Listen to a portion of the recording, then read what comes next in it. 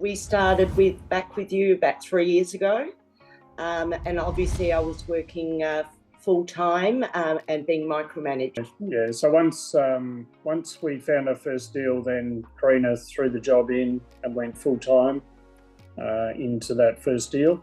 And our goal was always, once we'd hit certain goals, then I was going to come into the business full-time as well. So November last year I threw my job in, and now I've gone full-time as well. We wanted to really sort of understand property, understand our markets, understand the whole industry before, I guess, going sort of shooting for the stars.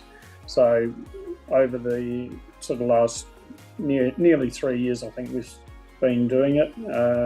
We've done 8 properties in that time, and it's just been, I guess we have some criteria when we look at a property, and if it ticks all those boxes, then we go for it.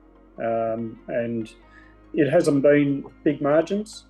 It hasn't been sort of $100,000 margins or anything like that, but it's got us in the game. It's got the momentum going, and it's got us on our journey now. From previous sort of time with our finance people that we use, we knew we could 99% chance get the finance, and then the balance from the community. We'd sort of use that strategy on quite a few deals, so we're pretty confident that we can get the finances. Yeah. So at that time when we purchased it, people were paying overs for every property that was on the market.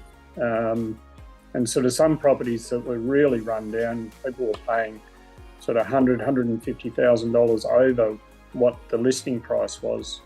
So we were quite lucky in a way that we did pay overs, but we could see the potential, so we were prepared to do that.